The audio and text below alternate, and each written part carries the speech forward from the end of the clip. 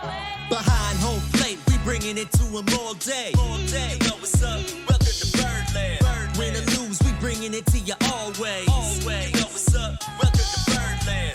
Orange or black, we rebuild the pack. No matter where we at, you know we coming back. Section 336, we on this, so tune in. You know what's up? Welcome to Birdland. Yeah, welcome to Birdland. You know what's up? Welcome to Birdland. Now, here come the boys from Section 336. Ladies and gentlemen, boys and girls, Baltimore sports fans of all ages, welcome to Section 336, next generation of Baltimore sports talk. And you're home for all the latest talk about the team who is the winner of the AL East division. Going from, I love all the graphics, going from 110 losses 2 years ago to now over 100 wins. I don't know which one is more impressive, the division or the 100 wins. I'm sorry, I'm getting into it already. I got a co-host here. The button lover Josh Rook is also here. That's all right. Congratulations, Matt. I liked the perspective of last week where we talked about how this is great for the Orioles, but for the diehard Oriole fans who've been here a long time, it's really special. So that's who I'm like proud of and happy for today. Exactly. Not really. Every time Brendan Hyde, be proud of Brendan Hyde. Yeah, it's good for Brendan Hyde. But how long has Brendan Hyde been here? Not as long as me. No. Not as long as you. Not at all. Was it Wednesday or Thursday night that they clinched? Thursday, right? Thursday, I think it was. Did you get a lot of text messages and phone calls and stuff of people congratulating you? I got a couple, and then I work a couple comments. I got some text messages and a lot of people at work who kind of know what we've been through. Yeah. So that was neat. And just it's a great time to be an Orioles fan. So I'd like to once again welcome everyone to the bandwagon. Hey, that's right. We're fully postseason. Absolutely. We're fully on board with all bandwagoners. Josh, I just checked right before the podcast. If you want, you can still get tickets to Game 1 in Tampa, wildcard game. Any section you want, really. You can get tickets. I saw that. It's easy to make fun of them for that. It's not any section, isn't it? Just the upper deck. Oh no, it's lower deck too. Is it lower deck also? But it's easy. But it's not any seat. I will say, it is a 3:00 game tomorrow. That sucks. Yeah. Well, and part of it too, Josh, is, and you mentioned this with the Braves before, part of it is a victim of their own success, right? Like everyone, Braves fans take it for granted that they're going to be in the playoffs every year. Correct. Hopefully we start taking it for granted in a couple years, a few years. We're like, oh, it's just a given that we're going to get into the wild card series. Like I'll save my money for the World Series because, listen, if we were in the AL, if we were in the playoffs 10 straight years, I don't know if I'm flying and buying tickets to the ALDS. I might wait for the ALCS and World Series. Yes. And after we win our first 3 rings, I might just wait for the World Series Game 7 next time. So it's partly also, they've been good for so long. This coming from the guy who also said, if the Orioles get the wild card, I'm not flying up for it. Yeah, I don't do wild card games. Exactly. Mostly because they're during the week. The weekdays. Yeah, they're tough. Josh, I've lucked out so much in that I haven't decided about if I'm going to go to the championship series games, but if I wanted to, I could because they fall mostly on the weekends. Yeah, and these games fall on a Saturday and Sunday, so I lucked out with the whole weekend thing. Oh, and even like the AL, I think it's like the ALDS is like Game 5 is a Friday night. And then the ALCS starts like Sunday, Monday. Yeah, it's a really convenient. Really convenient that you could go hit Game 5 up and then Game 1. Yeah, that's why everyone was rooting for the Orioles to win the division so we can get the bye.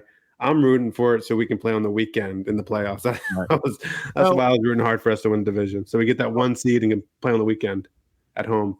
So I think Houston, who ties their way into first place, ties their way into the second seat for the playoffs, seems to have a slightly easier path to victory. Yeah. I mean, if you look at the American League, I don't sit there and see. I mean, I know. Listen, I pay attention to the disrespect of the Orioles and that the Rays. Fangraphs says the Rays and the Blue Jays all better chance to make the World Series. The one that gets me is the Phillies. How do the Phillies have a better chance of getting through the Braves and the Dodgers than the Orioles have of making the World Series? Yeah, it's disrespectful. So I pay attention to that, but I think those percentages also show that no one has any idea who's going to come out of the American League. Like it is in the National League, it's the Braves, and then second are the Dodgers. In the American League, it's anybody. It's really anybody. It is. So yeah, you can say someone. I mean, but the Astros. Anyone who's been paying attention to the Astros, they haven't played well for a long time now, and so. Their road might be easier, but I would not be surprised if they got in the first round. I would not. There's nothing here that surprises me as far as a team being knocked out because there's no clear favorites. No, there isn't. And the Orioles, after that little dry spell of struggling to score runs, they came back and scored enough to get through. Had some good wins at home to kind of finish the season strong. Outstanding. How do you feel special about Kyle Bradish having the best ERA since you've seen it in 92, and Bradish now being we're not going to do bold predictions today, but I believe you and I are the only ones that made the bold prediction that Kyle Bradish would be in the Cy Young discussion. Come on. Yeah. Maybe Josh, in your case, the Cy Young discussion for the Yankees as you're trading him away. I think I did have him traded away. Yes. No. So I saw this tweet. And so I'll give credit to who tweeted out. Nathan Ruiz. He said, best ERA among qualified American League starters since the All-Star break. Number 1 is Kyle Bradish, 2.34. Number 2 is Garrett Cole with an ERA of 2.35. And number 3 is Grayson Rodriguez. So since the All-Star break, we have 2 of the top 3 starters in all of baseball. And yet, I saw a thing on Fangraphs, their playoff breakdown, and they said the weakness of the Orioles is the starting pitching. You're not even paying attention now. It's just lazy. You're thinking about the preseason. You're not looking at what's actually happening on the field. And on the field, since the All-Star break. Oh, and by the way, if you go down to number 15, you've seen Dean Kramer down there. That shocked me. ERA of 3.25 since the All-Star break. But Chris Tillman sucks. Yeah. They don't know who's on the Orioles. Yeah, Here's roster. Right, and they think Kyle Bradish, they don't know the name, right? No. He's not an established name. He's not, he hasn't been around for a while pitching like this. So they don't believe he's good, but it's not like over the entire year. He's, I think, 3rd in the ERA over the entire year. Yeah, he's excellent. Yeah, he's been great. And that stat, by the way, since the All-Star break was for the American League. So in the American League, you cannot say our weakness is starting pitching when you have 2 of the top 3 pitchers since the All-Star break in baseball in Kyle Bradish, Grayson Rodriguez. You can't say it. Now, you can argue that our weakness is sometimes our bullpen goes cold. I mean, or sometimes our offense goes cold. That is my fear going into this. That's what I see as the weakness, is that sometimes our offense goes like dead ice cold. Yeah, but in their defense, it seems to me, Josh, that the time we go ice cold is against really bad pitchers. Yes. Like your Ram or the 55-year-old Adam Wainwright. But like in the playoffs, we only place good pitchers. So maybe since we're just playing good pitchers, we'll have I think we had the record for most comeback wins. And that doesn't mean we lucked into comebacks. It means this team doesn't give up. They fight. Yeah. And it doesn't hurt when you have Cano having a career year and Bautista having a career year back there. Yes. Oh, sorry. We were having a good time here. Sorry to bring up that name right now. We'll get there. Yeah, I find to me, if we think of worry spots, starting pitching is not in anymore. That's old news. That's so 2022. For me, it's the bullpen. I'm a little concerned about there's some arms in our bullpen, Josh, that make me a little bit nervous out there. Make me a little bit nervous. So I'm going to be sweating out close games in the postseason here. But the fact that our rotation is so strong that we've got some guys that were like, if like we could go a 4-man rotation in the playoffs, no problem. We don't have to do the 3-man. Everything relies on these 3 guys, because I'd feel perfectly fine if Dean Kramer was out there. You can put any of those guys out there and I'll be okay. And the fact that we're going to have those guys in the bullpen as reserves helping out as well, outstanding. Yeah, no, I don't disagree with you. Again, the 9th inning game, 1-1. All right. In comes Fujinami. No. And I go hide under my blanket. I don't know if Fuji makes the postseason. Oh, he absolutely does. My biggest question marks is Fuji and Flaherty for the postseason. Okay, we have to break out the pencil and paper. You get, I think, games, but that's why I think we saw. Well, I don't think that's what Bruce Zimmerman was doing up here, but I think that's what Cole Irvin was up here doing. Was pitch a little bit, see if we can get him as a lefty out of the pen. Yeah, I mean that's an interesting question. What does he bring that no one else does? I mean, he's a long man, different arm slot. He's left-handed. Yeah, he's a lefty. That's what he does. Yeah, and when your starters outside of Means are predominantly righties, so presumably the offense is going to be stacking it with lefties. Right. It might be beneficial to have a long man option who's left-handed, and he's kind of the only guy that can do that. Yep. So yeah, it's interesting.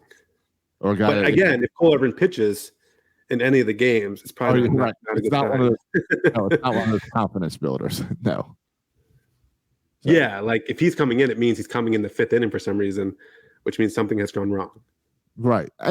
But we've also seen a lot more play the past month from Brandon Hyde of doing kind of bullpen manipulation and pulling guys and matchups.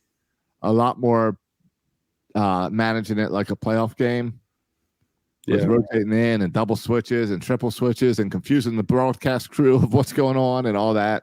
So having a guy like Cole Irvin where you just want to get that left arm in there just to shake things up a little bit could be a good fit. I don't disagree with you, but I mean, I heard Tim Kirchin, I think it was, maybe talking about the Dodgers, and Dodgers are in shambles in terms of their start rotation just with injuries. And they were talking about how, you might not see a starter go more than twice through the lineup for the entire kind of playoff run for the Dodgers. Like they'll all throw whatever, 4 or 5 innings max. Yeah. I don't think that's and you see that in the playoffs more and more. Right. I don't see the lineup and pull the starter. But I don't see that happening for the Orioles. I think the Orioles want Bradish and Rodriguez to go as long as they can. Yes. I expect them to go 6, 7 innings. I don't expect them 5. Oh, the lineup is turning over. And that's bringing a new pitcher.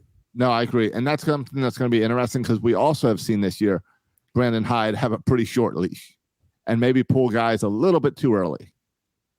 Yeah. Well, yeah, I mean, but he's only going to be working with Bradish and Rodriguez. It's a tricky thing, right? Because I think if they struggle early, yes, you can pull the trigger.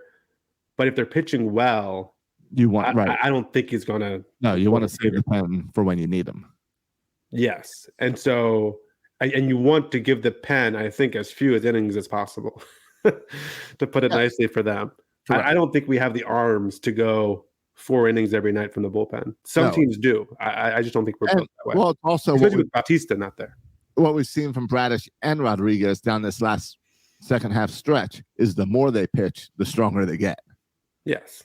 So would I rather have Bradish the third time through the lineup at 80 pitches, or would I rather have a fresh Perez coming in? I might take the 80 pitches and Bradish. Yeah. So, but either way, can't wait to get started. I hate this period of waiting. Now we'll get to watch the Tampa Bay games this week. Who are you more scared of, Tampa or Texas?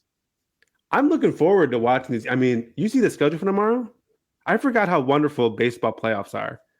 You see how they stagger the start times? Yeah, it's like 3 o'clock, 4 o'clock, 5:30. Yeah. They're like staggered every couple hours, so you can like watch them all and then transition to the next one. And it's just like an all day from the end of work to go to bed at baseball. Right. And the other thing is kind of stress-free for me. So I'm actually, I know it's hard to wait, especially because, I mean, we wrapped the division on Thursday.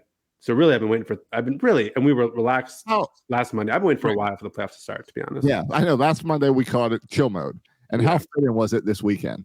This weekend was like relax, I don't even care mode. Yeah. And then the Ravens did it. I'm used to stressing out Ravens losses or Ravens wins even. Doesn't matter. Either way, it's stressful. But even the Ravens were like, no, this is just a chill week for all Baltimore fans. Yeah. And the Cleveland's like, we're not even going to play our starting quarterback because we want to contribute to the chill vibes happening in Baltimore. Did you with all the chillness going on in around Section 336, did you see what happened on Tuesday? In regard to Section 336? Correct. No, what happened on Tuesday? Well, we got not one, not two, not three, but 4 brand new podcast reviews. Last episode, we guilted them into leading us reviews. Yeah, so I guess we did. I didn't remember guilting them in. Yeah, but we guilted them hard. We got 4 podcast reviews, and it's awesome because I'm also seeing new podcasts show up for Oriole fans to listen to now that it's postseason. Saw a new one that had the same name as an old one. So I was Is like, it the same one? No. Oh. It's someone with it's a new podcast that copied the name from another podcast that is still going on. They must not know, though, right? I don't know. You got to do your podcast homework, people. I don't know. I messaged them and asked, and I got no response. But Jake and Scott, you might want to look into some stuff. I think our name is less in danger of getting taken. We're good.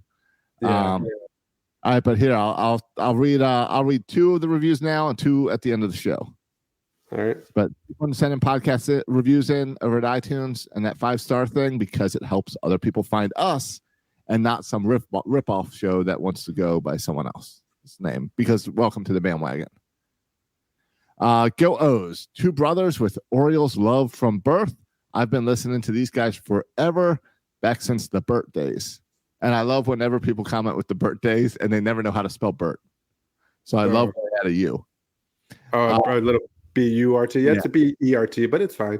But anyone who knows the Burt days is a coconut, and I love people who know Burt. Totally a coconut.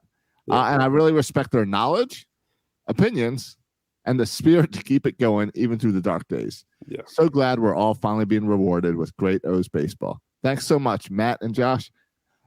It's not letting me tap the stars, but I assure you I'm trying to give it 5 stars. And he must have figured it out because Easy EV1 gave us 5 stars. All right, we appreciate the shout out, though. When you talk about appreciate your knowledge and opinions, I wish you would specify because Josh and I present different knowledge and opinions, and I think one is better than the other. So maybe specify next time. One of us has knowledge, the other has opinion. Is that what you're saying? Exactly. And call it which one's which. Well, Ben Slays also jumps in with this pod gives the feels 5 stars. Listen, podcasting is hard, especially ones dedicated to a historically bad team. But Section 336 with Matt and Josh delivers the goods. The audio quality is great. The brother banter smashes. And these guys even do things like research medical journals to better understand how screwed the team is when their closer suffers a partial UCL tear. If you love the Orioles, why wouldn't you listen to the OG Orioles podcast? Oh, this is a great review, Josh, because it drops knowledge and facts and shows he's paying attention when he listens. Well, and he says things, he pats you on the back. There's nothing that makes Josh happier than someone commenting on how good the sound is. Well, because no one ever says good things about the sound. No, you're right. There's a problem, people let you know. But if the sound's just fine, no one tells you. Notice no one has complained about my computer beeping anytime recently. Yeah. And I appreciate that reference to, yes, I looked up the medical journal. I'm a doctor, not that kind of doctor, but I looked in the medical journal and I told people last week, if you're paying attention, that whole little thing had a 33% chance of working out. And frankly, didn't have enough time to make it work anyway. If you look at the medical journals, which I told you about last time. We all told you last week it wasn't going to work out.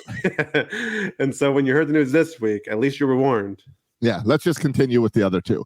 Right. From South Carolina is an out-of-town O's fan, 5 stars. Love the show. Great content. I'm in South Carolina, so I don't see much of the O's on TV. So most of my O's knowledge comes from the box scores and highlights. Section 336, guys, make it easy to put some context with the numbers and highlights. Tune in for an hour each week for great coverage.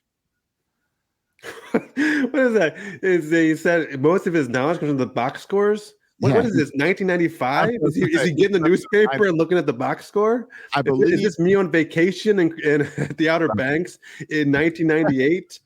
Getting the newspaper, checking the box score to see what happened with the O's? I wondered if MLB.TV, is South Carolina blocked out for Orioles? No, that would be a Braves territory, right? South Carolina? Yeah, I would imagine that's Braves. Carolina is Oriole territory, so you'd be blacked out. But either way, hey, Kurt, check You out can still watch the recaps, the condensed games. check out this thing called MLB.TV. You can get the app for your TV or your flip phone, and you'll be all good. Yeah. All right, find last one from the Bully Pulpit 55. Gateway to Birdland. Grew up a Cardinals fan, but adopted the O's after moving to the Baltimore area right as the team went off a cliff in 2018. Started listening to connect with the fan base, stuck with the team through the rebuild, and I've never enjoyed baseball more than right now. Love listening to you guys and look forward to the next episode every week. Go O's and go Section 336. That's a weird situation. Oh, I like that ending. Mirroring the ending of our show. Yeah, exactly. He said he used to be what kind of fan? A Cardinals fan. But then That's he a moved. weird move. Boy, it's To moved. jump on in the dark years. Yeah, I know. He had poor timing, but he did jump on in the darker moves. Let's be honest, though. But if you were a Cardinals fan and you moved to Baltimore, you'd be like, yeah, I could root for the Orioles. I remember watching them with Manny and Matt Wieters and Adam Jones, and then suddenly you go to a game and none of those guys are around anymore. It's gone. Like 2018 is a horrible time to jump on. Yeah, it's true. So props to you for jumping on and enjoying the ride. Yeah. So I will not. He's not a bandwagoner. You are not a bandwagon fan. Yeah. Yeah. The bandwagon. We should have now that the team is good, we should highlight a bandwagoner of the week. Yeah. Where we trash some stupid person. Well, no, Josh, you say trash. See, I have no hate. Oh, really? For someone hopping on the bandwagon. Right. No hate whatsoever. No. I welcome them with open arms. I welcome most of them. There's about one a week that just irritates me. Really? Like this week it was Brooks Robinson. And someone was trying to make a movement online that Major League Baseball on whatever day he passed, like September 26th or 9th or something, that should be Brooks Robinson Day. And everyone in Major League Baseball should be wearing the number 5. Just like they do the number 42 for Jackie Robinson. Okay. See, that's not a bandwagon situation. That's just like, stupid people. Well, getting caught up in the emotions with it. I don't know. Let's talk to Dad and see if Dad thinks they should retire the number. I enjoy have everyone wear it the same people day. Tried to explain to him that why Jackie Robinson Day is different. And his argument was that it's about race. Wow, so I have a 6-year-old son who loves Jackie Robinson, and he could tell you why Jackie Robinson is different than Brooks Robinson. And it's more than that they just have different first names. Yes, exactly. And right. So you want to talk a little bit about Brooks before we dig more into the Orioles? I do want to talk about Brooks Robinson. We talked on here before about how we like it and we appreciate when the Orioles recognize kind of the past and the glory days and all that, and nothing says glory days like.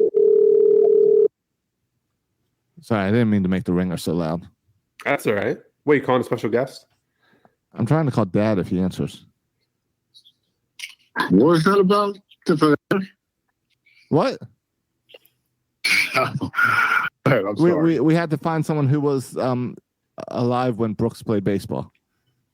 Yeah, I know. That's it. I understand that. It's a slim population dealing with this. So I appreciate that. No. Hi, Dad. This is your son, Matt, here. Hi, Matt. That is kind of sad that, this great podcast I listen to only wants me to be involved if someone does. Well, this is a tradition of Section 336. When a great Oriole passes, we have to have you on here to talk about it. That's great. Yes. Well, and I heard some people talking about it, and I don't want to diss anyone for talking about it, because certainly you should talk about Brooks and honor his memory, and he was a great Oriole. But it feels weird to me when you hear, even on TV, some of these younger broadcasters talk about Brooks Robinson knowing that they've never even watched the guy play. And so I would feel weird even now talking with Josh and remembering Brooks Robinson, but for us it's less we're remembering the legacy, not so much the player, but a little black and white. But you remember the player. Yeah. It's interesting because most Oriole fans now, if you associate with any major Oriole player, it's going to be Cal Ripken for the last And to me, Cal Ripken is so minor compared to Brooks Robinson. Cal Ripken is so on as an Oriole and did tremendous things. And the immortal pictures you see everywhere and whatever. But to me, it was always he was always in the shadow of Brooks Robinson's ability. Yeah. Brooks Robinson, his coming out party, Dad, was the 1970 World Series, right? How I don't want to put your info out there, but how old were you? How much do you remember about the 1970 World Series with Brooks Robinson? Yeah, I was 14 or 15 at that time. Yeah, so, but I remember vividly. I mean, the plays he made were incredible. It was the Lee May line, which was actually by the time Brooks to it was probably by the third base coach box, and he turned around and threw a bounce to Boog Powell.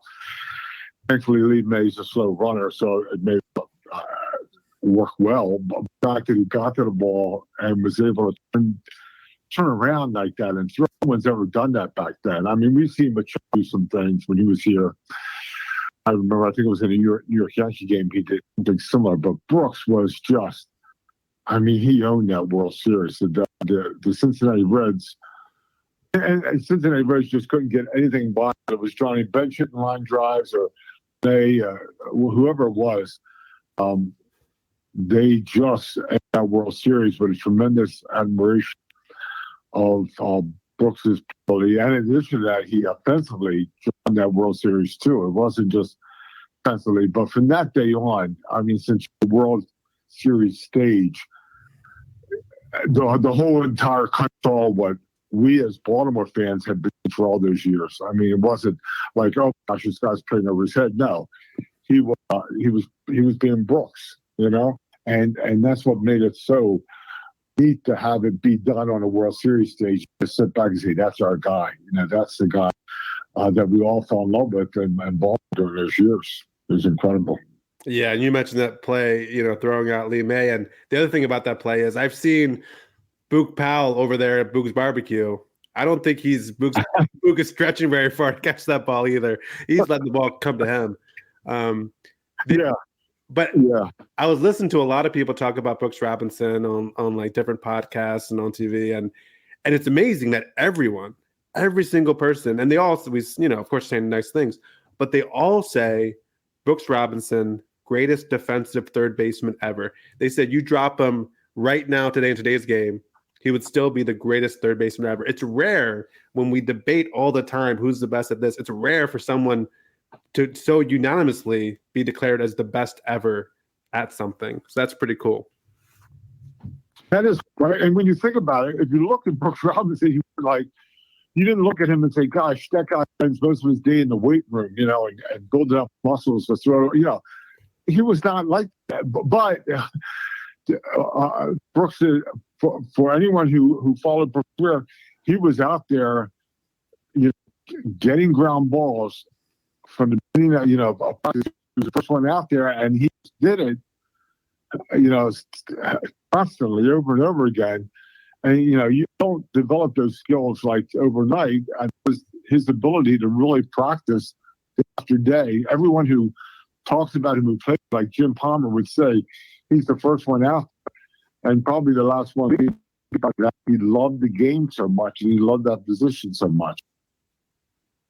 Yeah, that's cool. And then there's all the play on the field, and then there's everything. I heard someone say a quote about Brooks Robinson about how other athletes have fans, but Brooks Robinson has friends. Like all the people who would be fans who'd ever get to know Brooks consider Brooks a friend. I think that's a testament to just how personable and humble of a person Brooks Robinson is, and he could connect with anybody, right? Yeah, I mean, remember that night we went to Brooks Robinson night downtown, and I do. All those people, right? And that was an honor to see. And that old statement, and we've all said, right, that the one sports writer, right? Eric, they named the candy bar after Reggie Jackson, but families here name their kids after Brooks, and it's so true. Josh, is that true? Do kids really name Their kids after Brooks Robinson. Yeah, I took care of that. Yeah.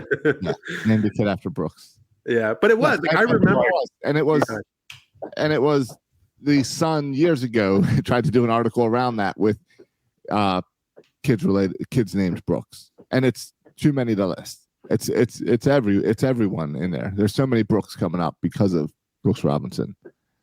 That's true. People keep posting the and sharing the Norman Rockwell painting. Did you guys see this week that Brooks Robinson purchased that painting in the 90s, and then he auctioned it off for like millions of dollars later on? I didn't like he made a ton of money off of that painting.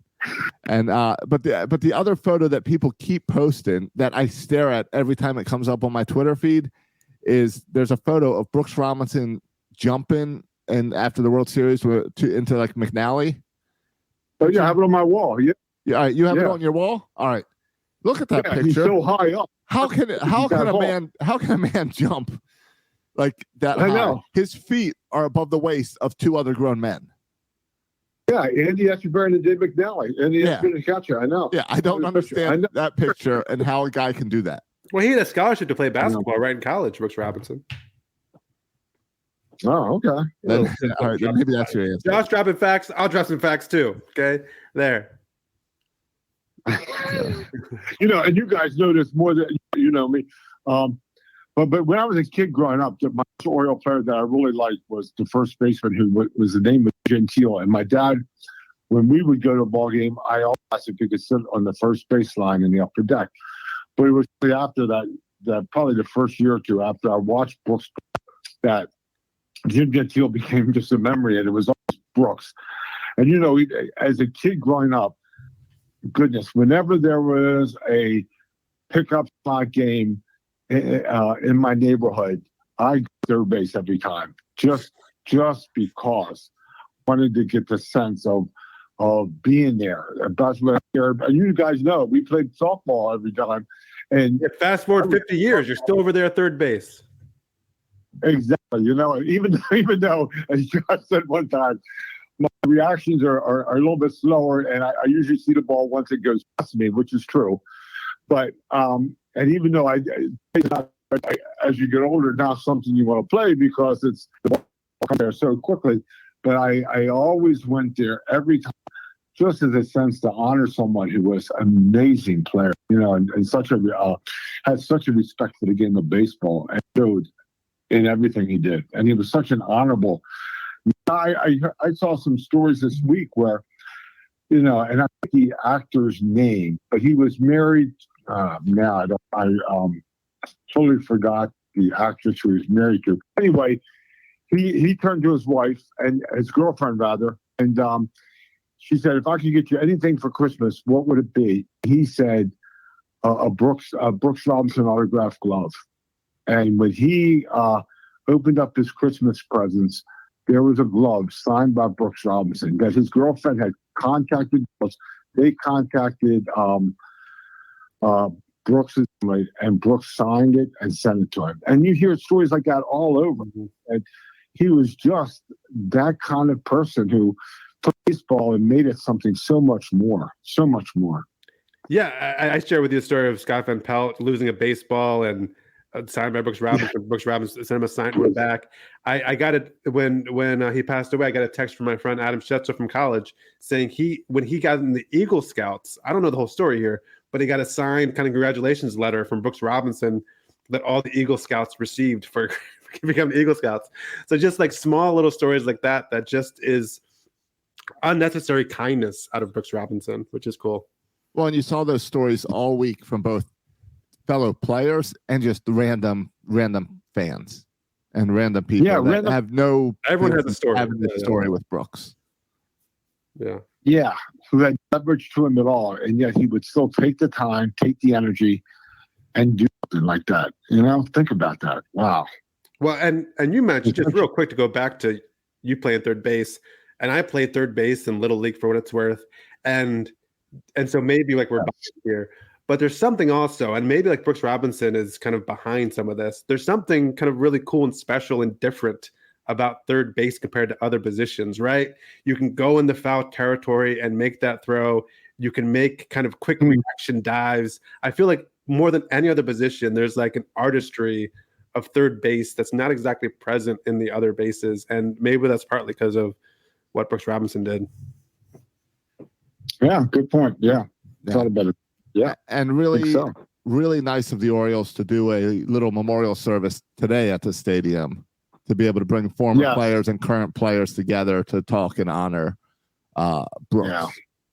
And they're real quick to get that patch on the jersey too. Yeah, that patch, and that patch is going to continue through the postseason, right? I imagine it would. So yeah, they did a great job with that. There was just the number 5. Did they put a patch on recently? I saw they started when? Friday night, wearing Thursday or Friday, they started wearing a patch on the sleeve for the number 5. Yeah, but I thought it was going to be revised for playoffs. How? It'd be somewhat different. How? I don't know. Maybe scratch and sniff. I don't know. I like the number 5. But yeah, I think there's yeah. That was good. That was fun. Hey, real quick, but while we have you on here, but before Josh could end this call at any moment. So but before Josh hits the end button, you were the only, and now Josh was alive, but he was just a small little dude. The last time the Orioles, were in and won the World Series, you are the only person here who remembers, the last time the Orioles won the World Series. How you we're in the playoffs now. We got a shot at the World Series again. Maybe the best shot we've had in a long time. Any comparisons between that 1983 team? I saw someone predict a possible Orioles Phillies World Series would be fun. But any thoughts on comparing the 1983 team to this team now? No. I mean, that team. Although when we won that World Series, Cal Ripken was a rookie, so I thought. And this is the way sports goes. But I thought after we won that World Series that we would be contending for a number of years after that. Cal was and you thought, okay. And then Eddie Murray was young and a great ball player and hitter. And it never happened. It never happened after that. So, but as far as comparing teams, that team was a mix of a lot of different players. Ford Palmer was still pitching, which was unbelievable. He actually won a World Series game there, right? And Rick Dempsey is the MVP of that World Series. You don't picture that happening with this kind of team. This team is so young, youthful, and there's so many different players who could come up and be a hero of the World Series that we already know, like Henderson or, so there's just a lot of I really don't look at them and compare them because I think this team here I'd be tremendously disappointed if, given what we know and what's coming in the future, that this team is not. And I hate to use the word a dynasty because we're not even there yet, but it has the potential to really make a good run for a good number of years. Where 83, you didn't have that playing like you could go on forever and ever. Yeah, and that's certainly true about the late 90s and the 2000 playoff runs. I mean, I think one testament to that is you look in the statues. We got a lot of statues from guys playing in the 70s and 80s. We don't have any statues or even potential statues in all the 90s and 2000 teams, right? But maybe we got some potential for some future statue guys in this team. Yeah, this team has the potential. I mean, when the 69, 70, and 71 teams, they were incredible teams. I don't think we lost a single game. We used to play the 69, 70. I think we played the Twins. I think we beat them 3 out of. We just won every game against them to get to the World Series. It was different back then. But even and to lose 2 or 3 was disheartening. But yet we were there. When you think about going to 3 straight World Series, that's quite an accomplishment for that team. Showed how good they were. Yeah. Well, hopefully, this is the beginning of a run like that. Yeah, and pitching was the key in those years, and that's something that when people question whether the Orioles can sustain a nice run, the only question mark national people have is about the pitching. Although we're strong about it, probably, it's on the national level they question the Orioles pitching in a World Series type environment. Because people still sleeping on your boy, Dad, Cobb Radish. People don't know yet. There you go. That's right. Top ERA in the American League for the second half of the year. Finished the whole year at number 3 ERA. Cobb Radish, our Cobb Radish. He's an ace. People don't know it yet. Yeah, he's got to be the Saturday game one guy. Yeah. Yes, totally. Yeah. It'll be interesting after that, but yeah. All right, Dad. All right. Thanks for coming on. Hey, Dad, I'm pumped. I'll see you this weekend. We'll go to some Orioles playoff games. Yeah, 2 playoff games and the Steelers and Ravens on Sunday afternoon. Should be a great weekend, guys. Yeah, I'm pumped. Yeah. All right. We'll see you Same Thursday. here.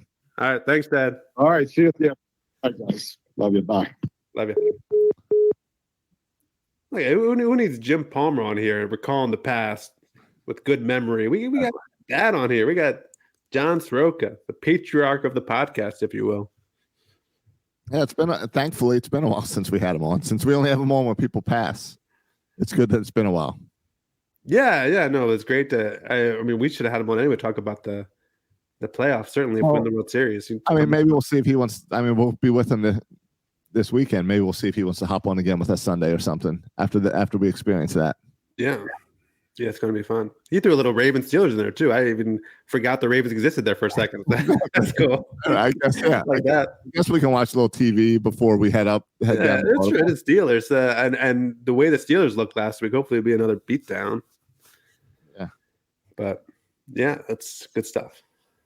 All right, so back to postseason talk. We've been all over the place in this episode, but it's all. We started postseason talk. Then I mean, we're waiting to have the Brooks Robbins conversation until put some respect in his name with someone who watched him play, which I think is appropriate. Right. And now we get back to our baseball talk. Yeah. How do you feel about this postseason roster? Is there some concerns? Is there some question marks? Like what game 1, 2, 3? You're going with Bradish, Rodriguez, Means? Yeah, I have no doubts about that. Yeah, and that's how I feel as well. Yeah, I know people are debating. Should you go? An extra pitcher, an extra position player. Yes. Do you take McKenna? Do you take Kjerstad? I understand these are interesting conversations. Well, let's have that conversation. Okay, fine. I'll say this though to preface my whole thought about this is I'm okay with Kjerstad. I'm okay with McKenna. I think these decisions are not decisions like they're not going to win you games necessarily. Well, and they're decisions of a team that has really good depth, right? Like, yes, both. You could argue all these guys deserve to be here, right? McKenna deserves to be here. Mateo deserves to be here. Yes. Kjerstad deserves to be here just for the numbers put in the minors. Right. The Norfolk Tides, by the way, but I'm not going to get distracted. But like, it's not like we got an open spot, so we got to take someone in here. Like, it's Hyde and Elias are dealing with an abundance of wealth. Right. So it's almost like, what answer do they want? But they're all right answers. That's where I'm at with it. Yeah, no, I agree. Now, the good news is whether you're on the postseason roster or not, you get a ring. So you're still going to get some appreciation. A lot of rings going to be handed out. Yeah. Yeah, you're still going to get some appreciation if they go all the way.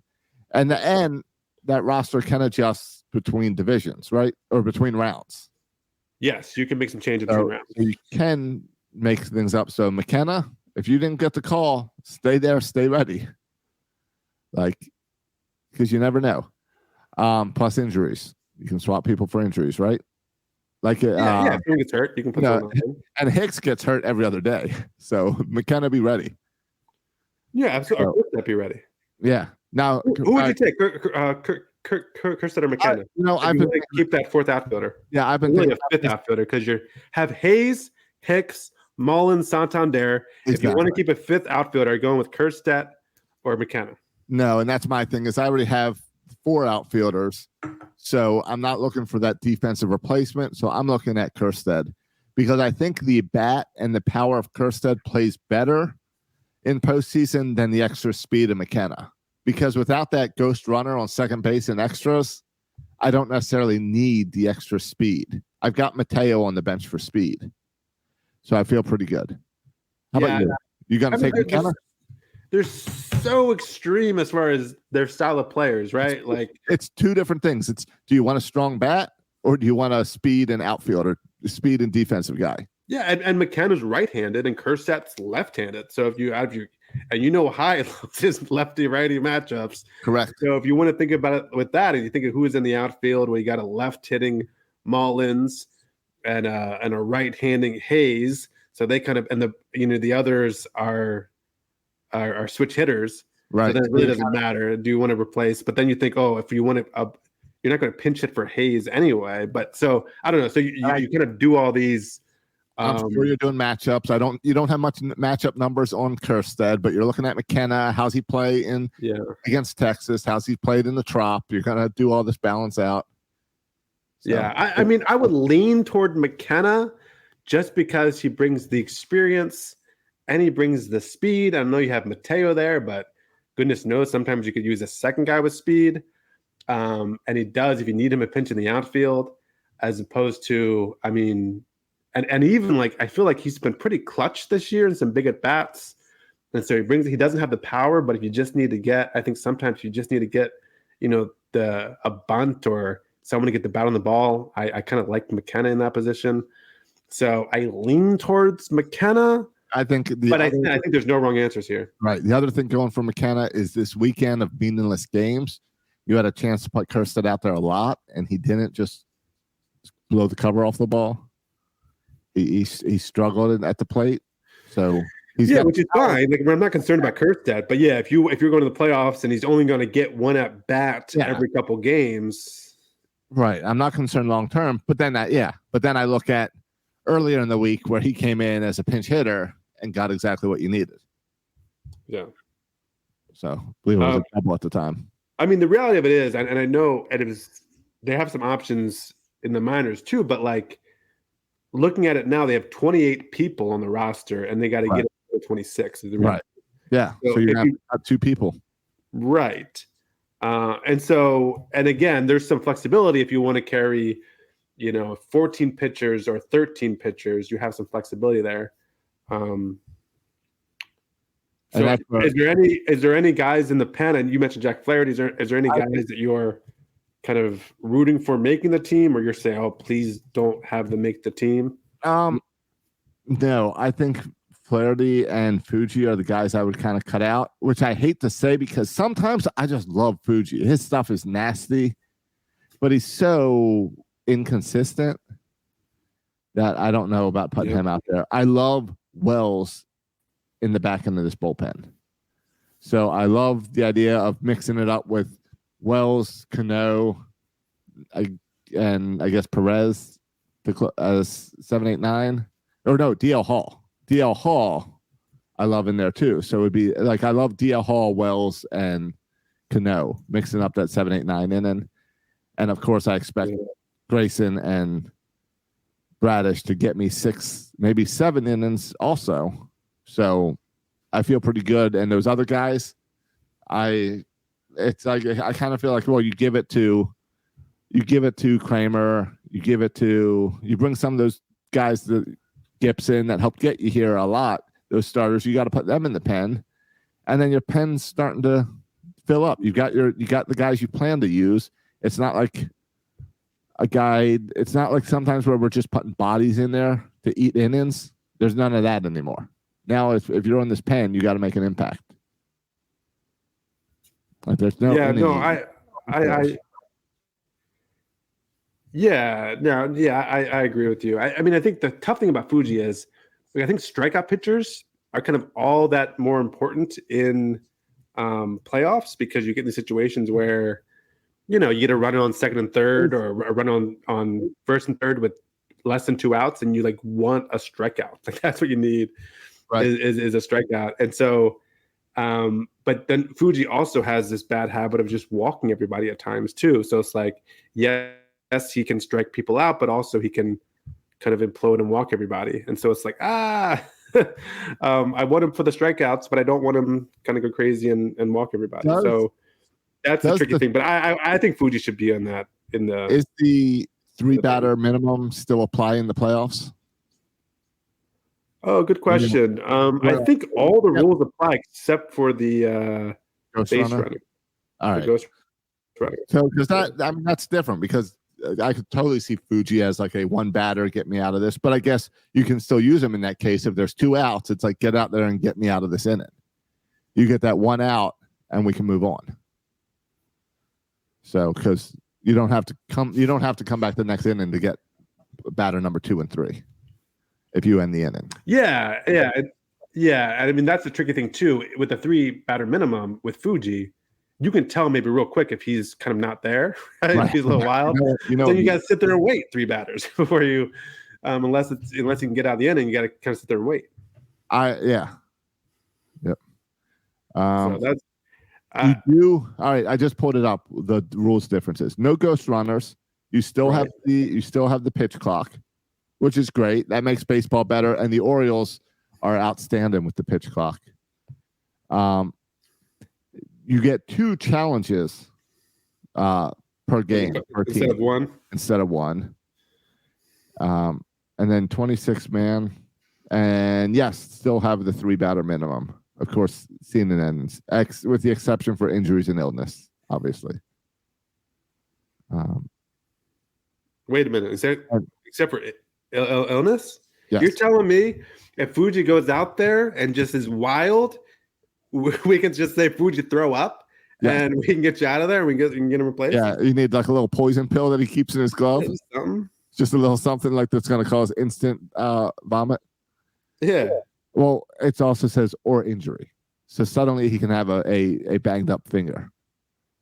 Yeah. I mean, we've seen that a little bit with the I've seen it sometimes, I feel like, with the batters or something, and even the pitchers, like they need a little more time.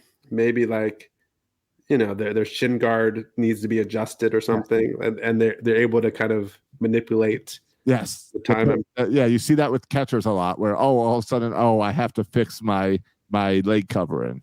Yeah. So they're not taking an official timeout, but they're preventing the clock from starting through a little bit shenanigans. I also want to mention, this really isn't relevant, but the Norfolk Tides, it is relevant because we're with the Orioles. The Norfolk Tides won the AAA championship. Yeah. They beat the Durham Bulls. They went to Vegas to play the Pacific or whatever it is, the other league, and they won that too. I was trying to pull up the box score, and I can't find the stupid box score. It annoys me. But the box score was like, it's hilarious because, I mean, you had Stowers had the big grand slam, but you had like Bauman and Baker and Vespi. I mean, it was all these Oriole relievers who kind of closed the game out for the Tides to win the championship. So that was pretty cool to see. You're right. I open up the MILB app to get the box score thinking you're an idiot, and it's showing me like matchups for next year. I know they moved on. They've moved on. I can find the regular season box scores, but I can't find the. It was nice to see locker room celebrations though, and see guys that are like, "Yeah, I feel bad that you missed the Orioles celebrations, but at least you get it here." Yeah, I mean, but don't you buy, Josh? This is part of teaching you how to win. Yeah, like a winning culture, and these players, even though they didn't get to be a part of the celebrations in Baltimore, that they're learning how to win. I think that's part of it. No, this is a really special time to be an Orioles fan, and it's that winning culture that we're suddenly going to just be known as you come to Baltimore to win. Yeah. So I think that's really cool. I know the pitchers are a bunch of kind of veteran bullpen guys, but if we look at the lineup, there's a lot. I mean, Jackson Holliday was there, Kobe May.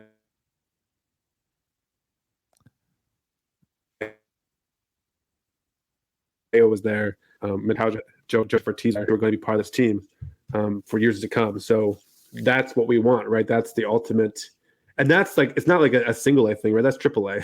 Those are the guys knocking on the door. So we have the best record in the American League, and our AAA team is the best in baseball. Like the guys knocking on the door to get to Baltimore are also the best in baseball. I don't know. I mean, I'm sure we can make comparisons. I don't know baseball well enough to know this, but I feel like it's rare that you have a major league team that's dominant while still having a minor league team, an organization that's this dominant. Yeah, it's in a really cool space, and it's hard even to have conversations without thinking about next year and Jackson Holiday. But I mean, this year is special enough even without Jackson Holiday. Right.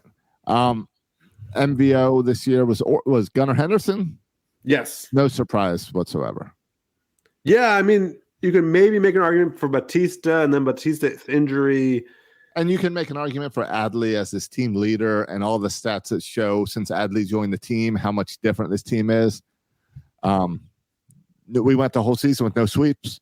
We haven't talked about that, and that kind of I mean, isn't it we haven't been swept since Adley Rutschman got here? Yes, isn't that the deal? That's the deal.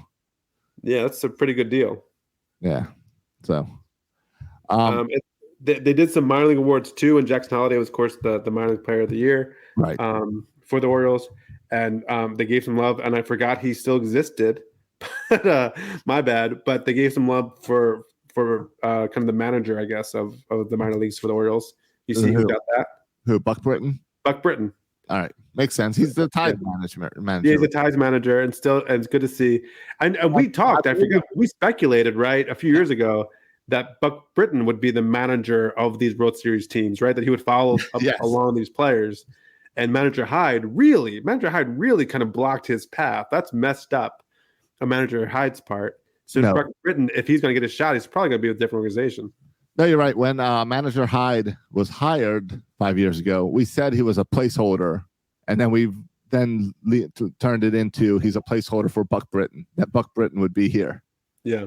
And I think don't you think it makes sense next year though? Maybe put Buck Britton in maybe like Freddie Gonzalez's place, like put him as the Freddie Gonzalez's title, like the assistant to the manager. Yeah, bench coach, whatever. I think bringing Buck up as a bench coach would be great. Yeah, and I don't like the term bench coach. What, are you coaching the bench? No, you manage all the guys or whatever, right? I know. I just don't like the phrase. Yeah. As I coach Little League, I come to like I kind of understand the manager's role a little bit more because I've got a good crew of 3 assistant coaches. So I see on game day, I'm like this overall guy, and I'm not going with the details. I'm telling another coach to go out and warm the guy up in the bullpen. I'm telling the other coaches, here's the lineup. You keep that straight. You structure that. Whenever I want to make position changes, I'm jotting them down on this sheet of paper and giving the clipboard to him and saying, "Here, you got to tell all the kids about it. I'll be over at first base congratulating when they hit." And I think that's where I really appreciate like Manager Hyde. It's not that he's the best hitting coach or pitching coach or the best even at game management necessarily. He's the guy. He's like the overarching guy who's keeping all the pieces going and keeping everything working properly. And I really am surprised how much I love Hyde in that position. Really? I did not see that coming 5 years ago. You love Hyde? I do. I really like Hyde. Really? Yeah. Who do you love more, Hyde or Buck Showalter? Who decided not to return to the Mets? I think the Mets said, "Please don't return," and then he said, "I don't think I'll return." No. Who do you love more, though? No. I thought they said.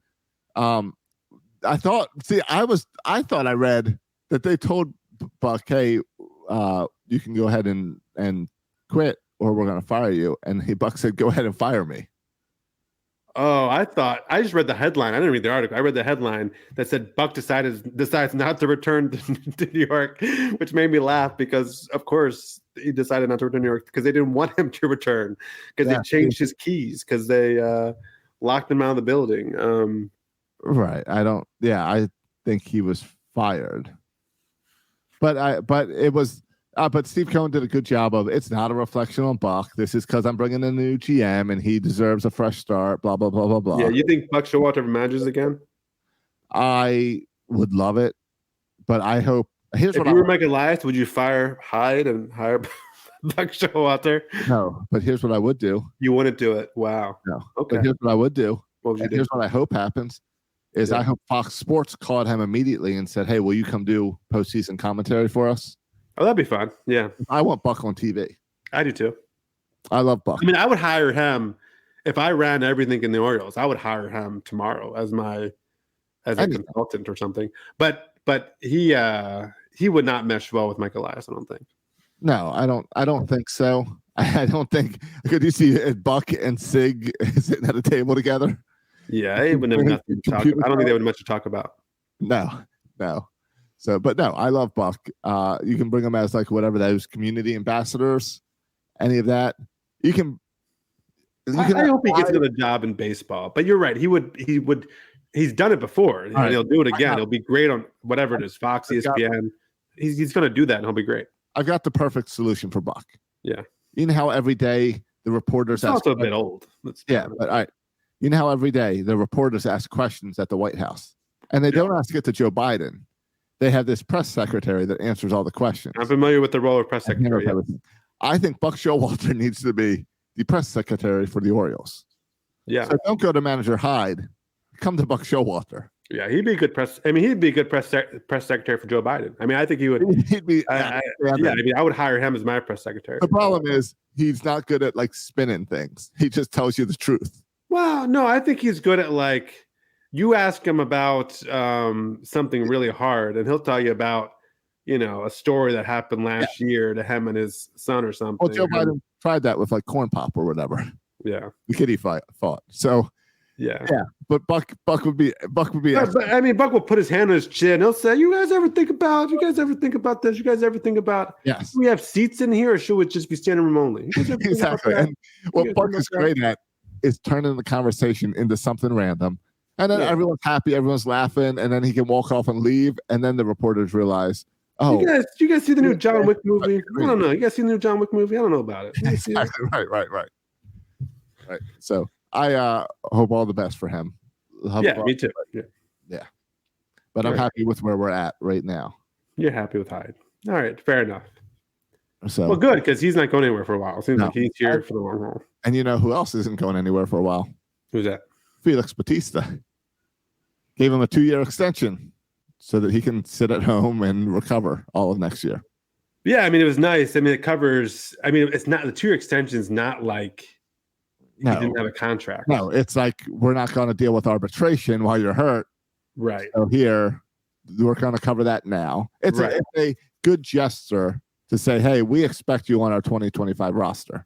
Right. So here's your money for next year and the year after. We don't need to negotiate contracts. It covers get better. I think the last year of his rookie year deal and the first year of arbitration.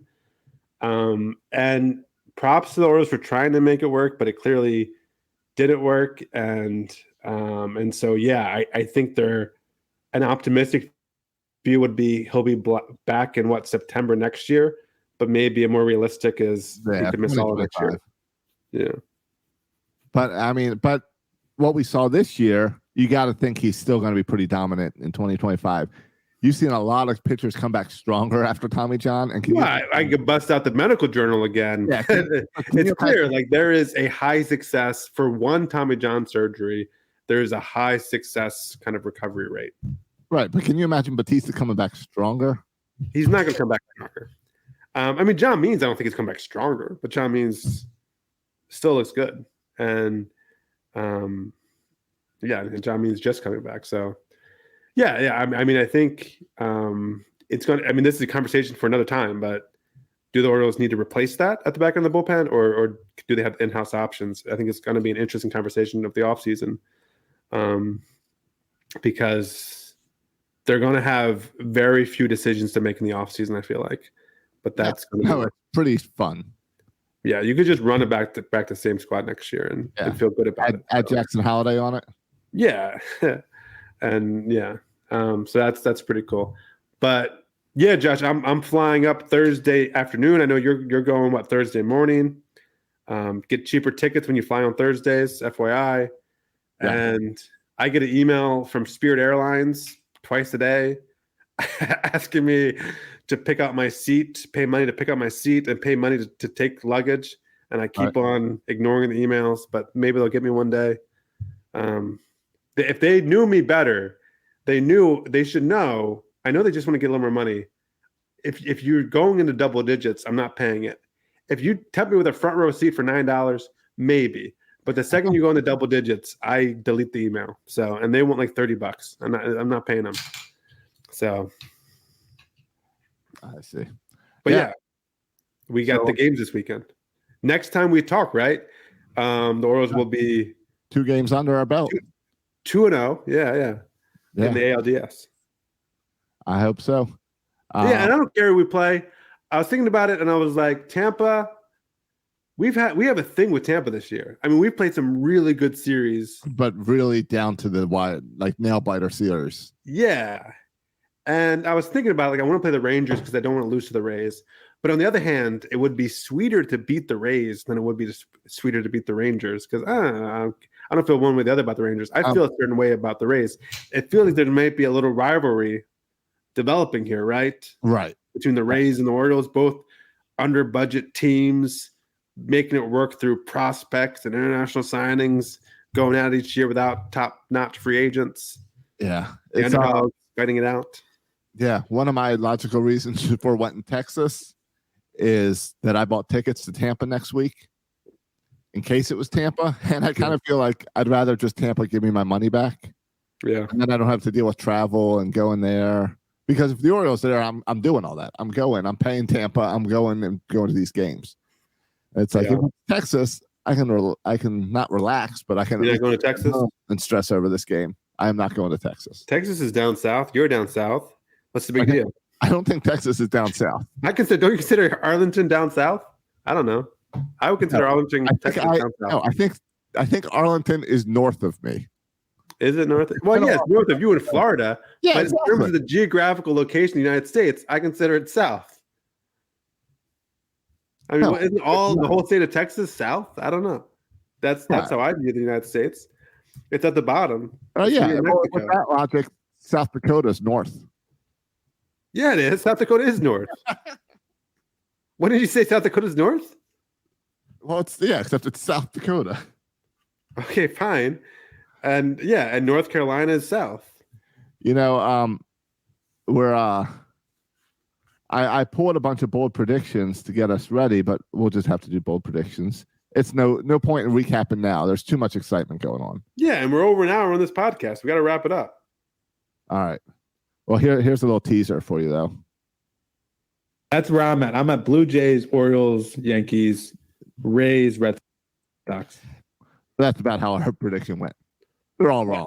All over the place. Well, I tell you what, Josh, a lot of people were saying the Orioles we're not going to make 500. We're not going to make the playoffs. And we both had the Orioles in the playoffs, I believe.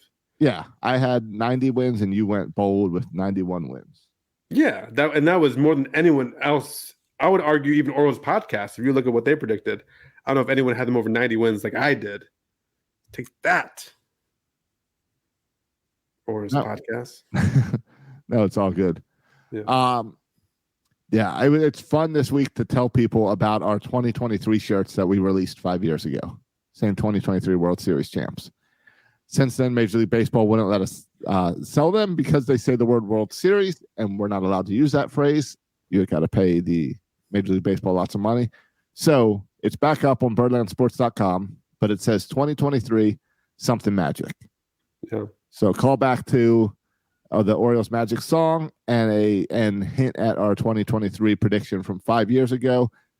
So just know you heard it first here on Section 336. Yeah. Josh, next year, will there be a 2024 shirt, Orioles Magic? No, it's going to say 2024. Let's do it again. Okay. Let's for the repeat. And I can't wait to see the three-peat shirt out there. Right, exactly. Yeah. Now, we're working on some cool new things for the off season and some cool things that are going to already be exciting at Birdland Sports moving into next year. All right. And we'll get to it too. You teased the bold predictions. We got so much. When this Oriole season ends, we're going to have endless amounts of podcasts because I haven't even told you a lot about Little League. Oh.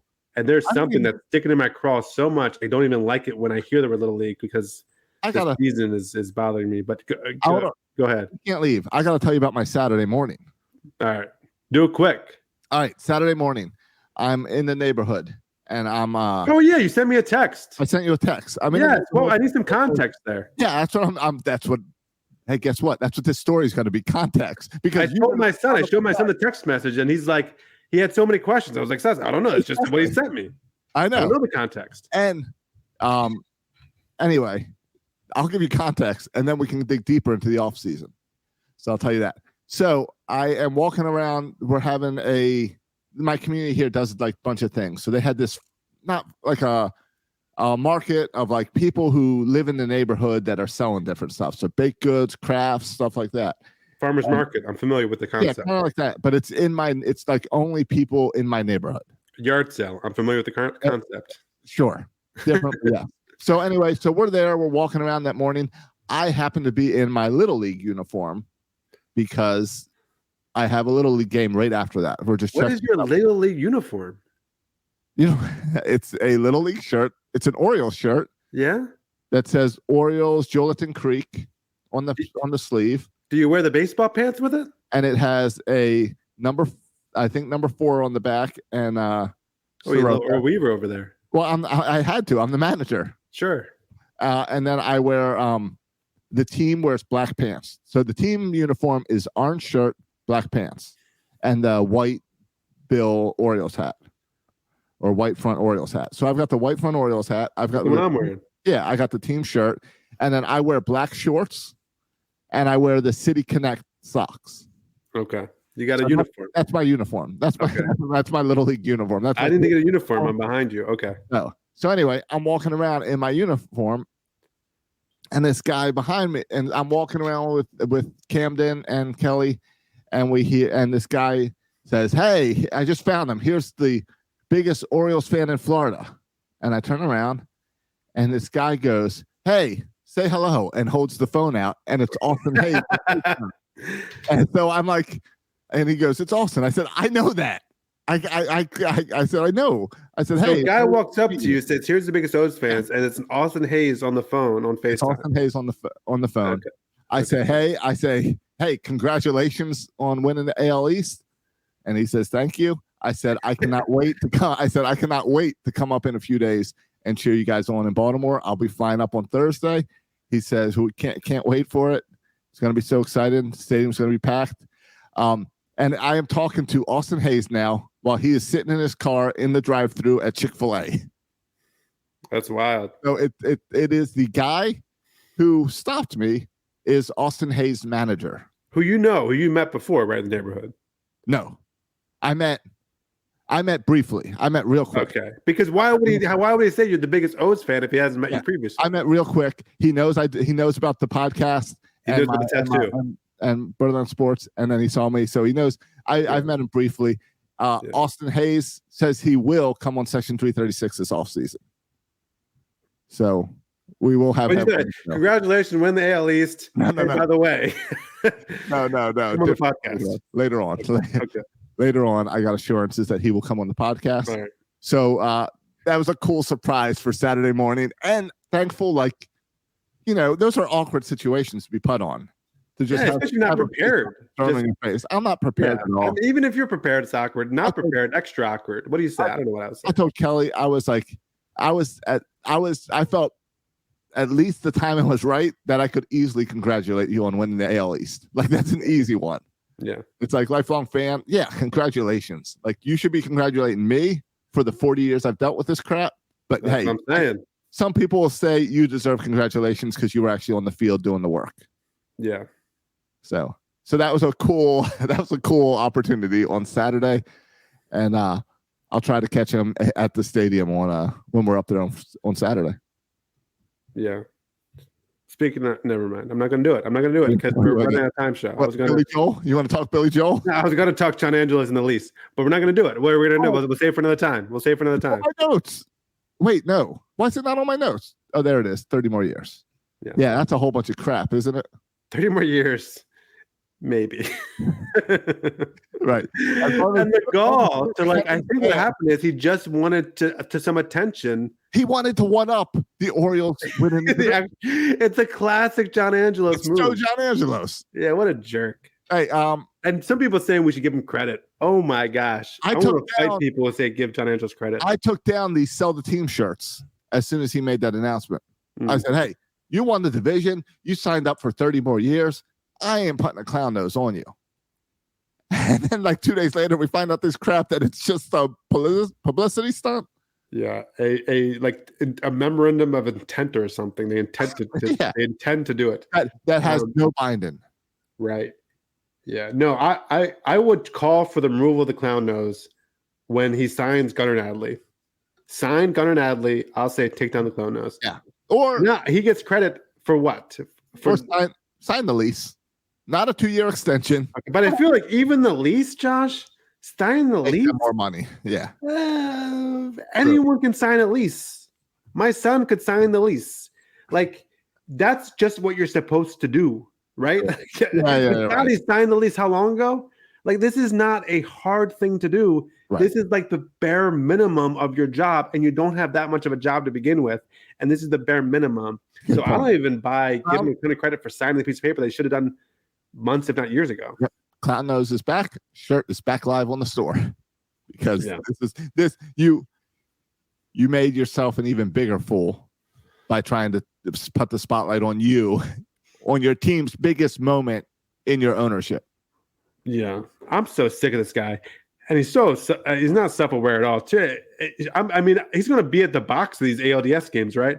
Josh, they show him. We're going way over. I don't care. Josh, they show him in the box on the jumbotron. You boo, you cheer. What do you do with John Angelos if they show him in the box? I don't think they'll put him on the jumbotron, but he'll be there. Yeah, they won't put him on the jumbotron.